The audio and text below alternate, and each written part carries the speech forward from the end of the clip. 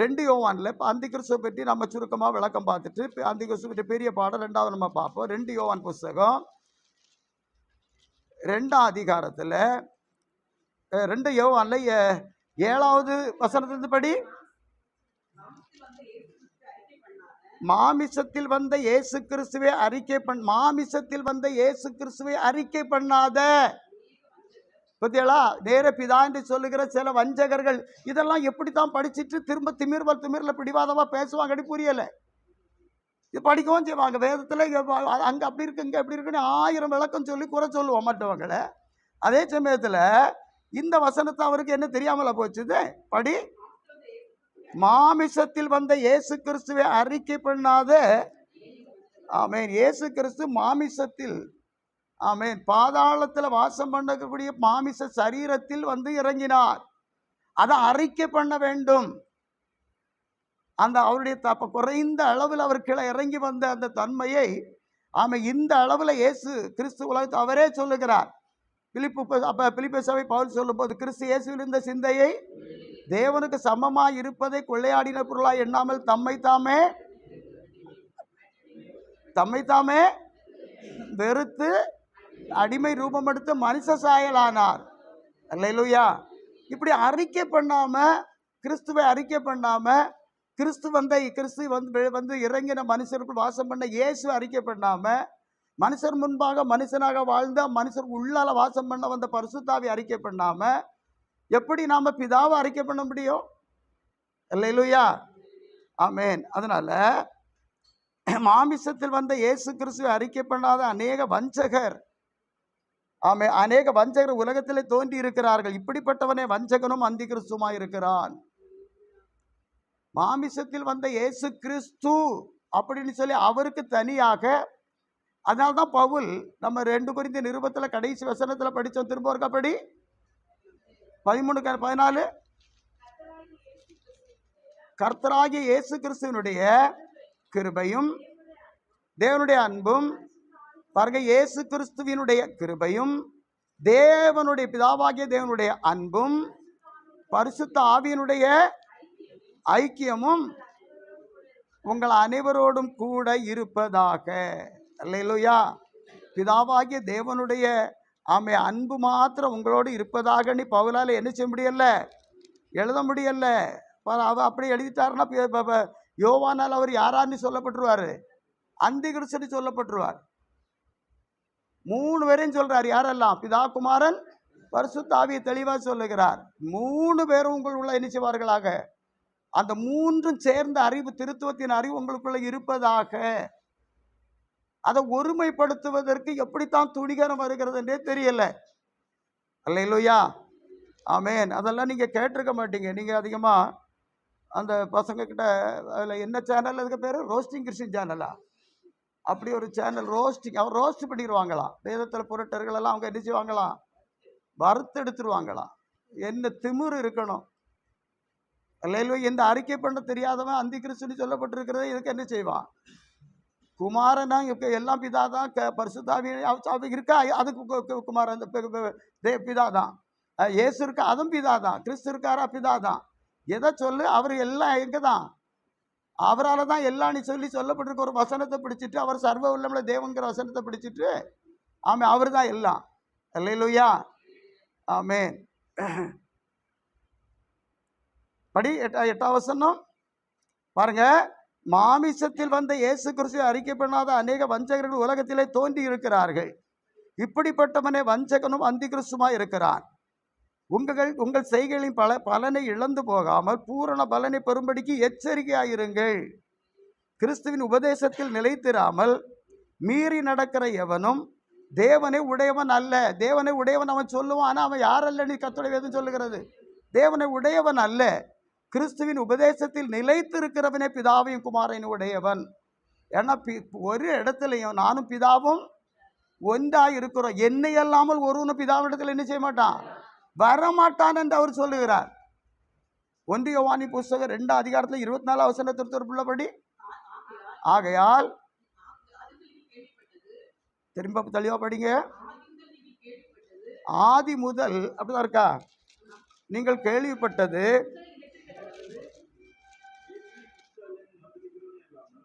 24 வசனம் முதல்ல படிமா. ஆ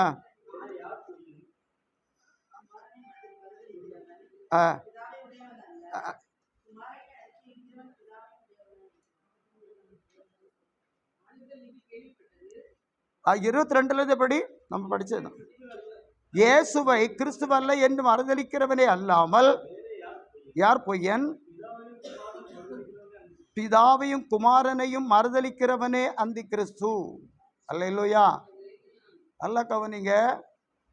பிதா பழைய ஏற்பாட்டில் குமாரனை மறைமுகமா சொல்லி கொண்டு வந்தார். அதான் அவங்களுக்குள்ள பிரச்சனை. எனக்கு ஒரு குமாரனை அனுப்புவேன் அப்படிங்கிறதுக்கு ஒரு ஆதாரமான திருத்தமான வார்த்தை இல்லாம என் வார்த்தையை அனுப்புவேன். ஆண்டவர் யாக்கோபுக்கு ஒரு வார்த்தையை அனுப்பினார். அதெல்லாம் அவன் அந்த வார்த்தையை விட்டுட்டு ஆண்டவரை எடுத்துக்கிடுவான். அந்த வார்த்தையானது மாமிசமாகி கிருபையினாலும் சத்தியத்தில் நிறைந்தவரை நமக்குள் வாசம் பண்ணினார் என்று சொல்லுகிற யோவான் 1:14 வசனத்தில் இருக்கிற அந்த மாமிசத்தில் வந்த இயேசு கிறிஸ்துவை என்ன செய்ய மாட்டான்? அறிக்கை பண்ணாம மாமிசத்துல விடுதலை வராது. அதுதான் நமக்கு விசுவாசத்தின் அறிக்கை. நம்ம விசுவாசத்துல பண்ற அறிக்கையே அதுதான். மாமிசத்தில் வந்த இயேசு கிறிஸ்துவை அவரை அறிக்கை பண்ணுகிறதுல என்ன சமாச்சாரம் இருக்கிறது அங்கிறதா முக்கியம். அதான் நான் முதல் வாரமும் கூட சொல்லிட்டு நான் சொல்லுவேன்னு சொன்னேன். அதுல என்ன இருக்குது? என்னுடைய மாமிசத்துல அவர் கடந்து வந்து நான் என்னுடைய மாமிசத்துக்கு அவருடைய மாமிசத்துக்கு யாதொரு வித்தியாசம் இல்லாம வந்தாருங்கிறத நம்ம கழிந்த வாரத்திலையும் பார்த்தோம். எதுக்காக? என் மாமிசத்தில் இருக்கிற பாவம் அவ்வளோத்தையும் அவருடைய மாமிசத்துல ஆக்கினைக்காக ஏற்றுக்கொள்ள வேண்டிய ஒரு தன்மை அவர்கள் காணப்பட வேண்டும். அந்த அறிக்கையில தான் நான் பாவத்துக்கு செத்தவன் ஆக வேண்டியது இருக்கிறது. அப்பதான் நான் பரிசுத்தவன் நீதிமான் ஆக முடியும். அந்த விசுவாசமே உலகத்தை அவங்க யூதர்களுடைய விசுவாசம் எது? நியாய பிரமாணத்தினால வருகிற நீதி. நம்முடைய விசுவாசம் இயேசு கிறிஸ்துவை விசுவாசிக்கிறதுனால வருகிற நீதி. அந்த இயேசு கிறிஸ்துவை விசுவாசிக்கிறதுக்கு இயேசு கிறிஸ்துவை தெளிவா அறிக்கை பண்ணுவதற்கு நமக்கு தெரியாவிட்டால் கர்த்தருடைய வேதம் நம்ம யாராக முடித்து விடும்? அந்தி கிறிஸ்து எதிர் கிறிஸ்துக்கள் என்று நம்மை முடிவு கட்டி விடும். புரியுதா உங்களுக்கு? ஆமேன். அதனால குமாரனை மறுதலிக்கிறவன் பிதாவையும் குமாரனையும் மறுதலிக்கிறவனே அந்தி கிறிஸ்து. குமாரனை மறுதலிக்கிறவன் பிதாவை உடையவன் அல்ல. குமாரனை மறுதலிக்கிறவன் எங்க வந்துருவான்னா வெறும் புதிய ஏற்பாட்டு விசுவாசியா மாறிடுவான். புதிய ஏற்பாட்டு விசுவாசி நியாயப்பிரமாணத்தின் விசுவாசி. புரியுதா உங்களுக்கு? பழைய ஏற்பாடு புதிய ஏற்பாடு யாரை சார்ந்தது? குமாரனை சேர்ந்தது. ஒருத்தரை மறைமுகமா சொல்லிட்டே வந்தார் இல்லையா? தனக்குள்ளால அப்படியே சில சம்பவங்களை வைத்து அவர் செய்யாம ஒருத்தர் செய்வாருங்கிறத கூட வருவாரு செய்வார் அப்படிங்கிற சொல்லிட்டே வந்தார் இல்லையா? அவர் சாட்சால் வெளிப்பட்டது எந்த புஸ்தகத்துல? புதிய ஏற்பாட்டுல. அந்த புதிய ஏற்பாட்டுல இருக்கிறவரை அவன் மறுதலிக்கிறவனாக மாறிவிட்டால் புதிய ஏற்பாட்டுல இருக்கிறவர்களை விசுவாசிக்கிறதா நீதி. அதான் பரலோகத்துக்குரியது. அந்த நீதியின் விசுவாசம் வருகிற வரைக்கும் பழைய ஏற்பாட்டு விசுவாசிகள் எல்லாம் எங்கதான் இருந்தாங்களாம்? நியாயப்பிரமாணத்தினால அடிமைப்படுத்த காவல் காக்கப்பட்டு வைத்திருந்தார்கள். கலாத்தியர் நிருபத்தில் என்ன செய்யப்பட்டிருக்கிறது? சொல்லப்பட்டிருக்கிறது. அல்லேலூயா. குமாரனை மறுதலிக்கிறவன் பிதாவை உடையவன் அல்ல. குமாரனை அறிக்கை இடுகிறவன் பிதாவையும் உடையவனாக இருக்கிறான். குமாரனை அறிக்கை இடுகிறவன் பிதாவையும் ஆதி முதல் நீங்கள் கேள்விப்பட்டது உங்கள் நிலைத்திருக்க கடவது. ஆதி முதல் கேள்விப்பட்டது உங்கள் நிலைத்திருந்தால் நீங்களும் குமாரனிலும் பிதாவிலும் நிலைத்திருப்பீர்கள். அல்லேலூயா. ஆமேன். அதனால எனக்கு அன்பான தேவ பிள்ளையே, இதில் 2 யோவான்ல ஆமேன் 8ஆம் வசனத்துல பெரும்படிக்கு எச்சரிக்கையாயிருங்கள். அல்லேலூயா. அப்படியே கொஞ்சம் வேதம் தெரிஞ்ச உடனே ஆமா அதனால இயேசு கிறிஸ்து அனுப்பி என் பாவத்தை மன்னிச்சாரு அப்படின்னு உள்ளுக்குள்ள ஒரு ஓரம் கட்டி வச்சுட்டு பிதா தானே அனுப்பினாரு, பிதா தானே பரிசுத்த ஆவியாக மாற்றினாரு, பிதா தானே பரிசுத்த ஆவி எனக்குள்ள ஊற்றினாரு. அப்ப எல்லாமே யாருதான்? பிதா தானே சொல்லி அவன் முடிச்சிட்டான்னா அவன் கிறிஸ்துக்கு யாராயிட்டானா? எதிரி ஆயிட்டான்னு சொல்லி வேதம் தெளிவா சொல்லுகிறது. அல்லேலூயா. ஆமே. அதனால ஒருவன் உங்களிடத்தில் வந்து இந்த உபதேசத்தை கொண்டு வராமல் இருந்தால் அவனை நிறைய பேர் என்ன செய்யறாங்கன்னா அவன் லைக் போட்டு நிறைய பேர் அவனை பெருசாகி போட்டுட்டான் அந்த பசங்களை. அதனால அவனு ஆமென் இப்போ எதையும் குறை சொல்லி சும்மா மற்ற ஊழியக்காரங்கள்ட்ட இருக்க காரியங்கள் எல்லாம் கொஞ்சம் பழையங்களெல்லாம் குறை சொல்லி இதையும் அதோட சேர்த்து வசனத்தின் அடிப்படையிலையும் தவறாக நிறைய நான் முன்னாலே மாட்ட சொன்னேன். இது ஆள் வேற ரோஸ்டிங் கிறிஸ்டின் சேனல் எது இல்லை, இது மற்றவர்களுக்கு ஆவி அந்த கிறிஸ்துக்கு ஆன்டி கிறிஸ்துக்கள் ஆகணும்னு சொல்ல முடியலை. இப்போ சில இதெல்லாம் திட்டமாக போட்டுட்டு இருக்காங்கிறதை எல்லாரும் கேட்டு சொல்ல ஆரம்பிச்சிட்டாங்க. கடைசியில் அதை அவனை கண்டுபிடிக்க முடியும். ஒருவன் உங்களிடத்தில் வந்து இந்த உபதேசத்தை கொண்டு வராமல் இருந்தால் அவனை உங்கள் வீட்டிலே ஏற்றுக்கொள்ளாமல் அவனுக்கு வாழ்த்தல் சொல்லாமல் இருங்கள்.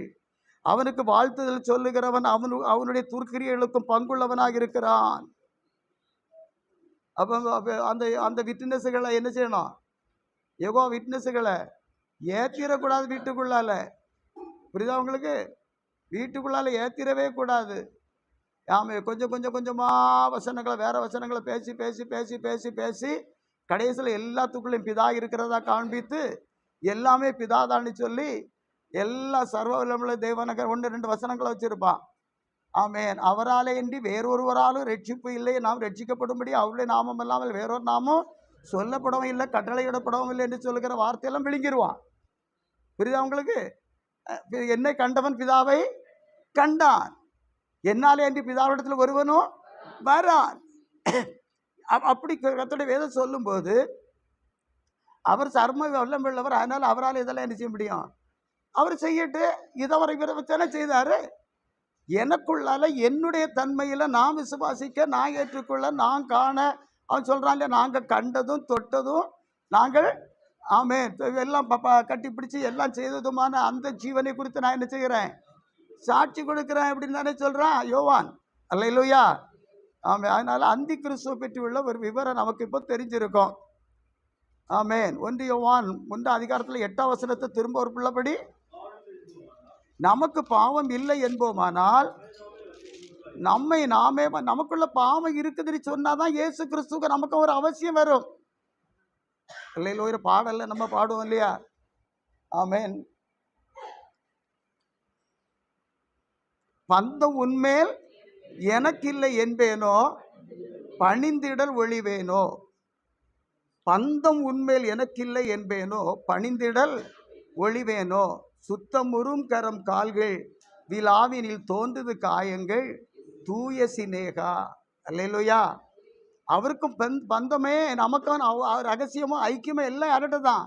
கிறிஸ்து இயேசுவுக்குள் மறைந்திருந்த ரகசியத்தின் ஐஸ்வர்யம் இன்னதென்று வருங்காலங்களில் நமக்கு தெரியப்படுத்துவதற்காக என்று எபேசு சபைக்கும் சொல்லுகிறார், கொலோசிய சபைக்கும் கர்த்தர் சொல்லுகிறார். அல்லேலூயா. அதனால் பந்தம் உன்மேல் எனக்கில்லை என்பேனோ, பணிந்திடல் ஒழிவேனோ. சுத்தமுறும் கரம் கால்கள் விழாவினில், சுத்தமுறும் கரம் கால்கள் விழாவினில் தோன்றுது காயங்கள் தூய சினேகா. தோன்றுது காயங்கள் தூய சினேகா. அல்லேலூயா. அப்போ நமக்கு அவருக்கும் தான் பந்தம். எதனால? பாவம் என்னுடையது, ஆக்கினே அவருடையதாகிவிட்டது. அந்த பந்தத்தில் தான் நமக்கு எல்லாமே என்ன செய்யும்? தெரியும். அதில் தான் அவ்வளோ ரகசியமும் இருக்குது. பாவம் என்னுடையது, ஆக்கினே அவருடையது. எங்களுக்குள்ள எப்படி பந்தம் இல்லாமல் பிரிக்க முடியும்? என்னை இயேசு கிறிஸ்து எப்படி பிரிக்க முடியும்? அவரை அறிக்கை பண்ணாமல் பிதாவாகிய தேவனை எப்படி நான் அறிக்கை பண்ண முடியும்? அல்லேலூயா. அவர் மூலம்தான் பிதாவாகிய தேவனுடைய கிருபையை, அவர் மூலம்தான் பிதாவாகிய தேவனுடைய அன்பை நான் என்ன செய்ய முடியும்? அறிக்கை பண்ண முடியும். இயேசு கிறிஸ்து தூரப்பட்டால் அறிக்கை பண்ண முடியாது. இயேசு கிறிஸ்து தூரப்பட்டால் எனக்கு பாவத்தின் விடுதலை இல்லை, பாவத்துக்கு பரிகாரி தேடினவரை, மரணத்தை பரிகரித்தவரை நான் இது தெரியாமல் எப்படி நான் விடுதலை அடைந்து நான் பிதாவாகிய தேவனை அறிக்கை பண்ண முடியும்? அல்லேலூயா. ஆமென். அப்படிப்பட்ட அந்த ஆட்களை வேதத்துடைய வேதம் என்ன சொல்லுகிறது? நமக்கு பாவம் இல்லை என்போமானால் நம்மை நாமே வஞ்சிக்கிறவர்களாக இருப்போம், சத்தியம் நமக்குள் இராது. ஆண்டவராகிய இயேசுநாதர் யோவான் 8ஆம் அதிகாரம் 44வது வசனத்தில்,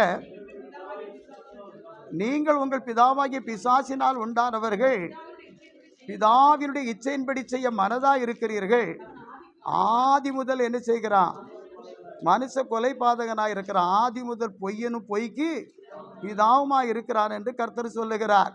அது அவ்வளோ நம்மகிட்ட இருக்கிறதுனால ஆமே நமக்கு பாவம் இல்லை, எனக்கு ஒரு பரிகாரி தேவை இல்லைன்னு சொல்லணும். அப்படின்னா இயேசுவை நான் அறிக்கை பண்ண வேண்டிய அவசியம் இல்லைன்னா நான் யாரும் இல்லை, பாவம் இல்லாமல் பிறந்திருக்கணும். நான் பாவத்தில் பிறந்தா எனக்காக அனுப்பப்பட்டவர் யாரு? இயேசு கிறிஸ்து. இயேசு கிறிஸ்து அனுப்பி தான் எனக்கு பாவத்தை அவருக்கு சரீரத்தில் ஆக்கினைக்குள்ளாக தீர்த்துட்டு என்னை நீதிமானாக்கி, அவரை விசுவாசிக்கிற நீதினால நீதிமானாக்கி என்னை பிதாவாகிய தேவனுடைய சமூகத்துக்கு இயேசு கிறிஸ்து என்ன செய்கிறார்? கொண்டு போகிறார். அப்போ நான் எப்படிப்பட்டவனாக இருக்கணும்? இயேசு கிறிஸ்து அறிக்கை பண்ண தெரியலைன்னா, அறிக்கை பண்ணுறதுக்கு எனக்கு ஏதும் இல்லைன்னா நான் எப்படிப்பட்டவனாக இருக்கணும்? பாவத்திலே பிறக்காமல் இருக்கணும். அப்போ நான் எனக்கு பாவம் இல்லை, எனக்காக பரிகாரம் தேட அடிக்கப்பட ஆட்டுக்குட்டி தேவையே இல்லைன்னு சொல்கிறவனாக இருக்கணும். இயேசு கிறிஸ்து அறிக்கப்படலைண்டா. புரியுதா உங்களுக்கு? அப்படி அறிக்கை பண்ணாதவங்களை வேதத்தில் யார்ட்டையும் பார்க்குறோம்? அந்தி கிறிஸ்து, ஆன்டி கிறிஸ்து, அந்தி கிறிஸ்துக்கள்.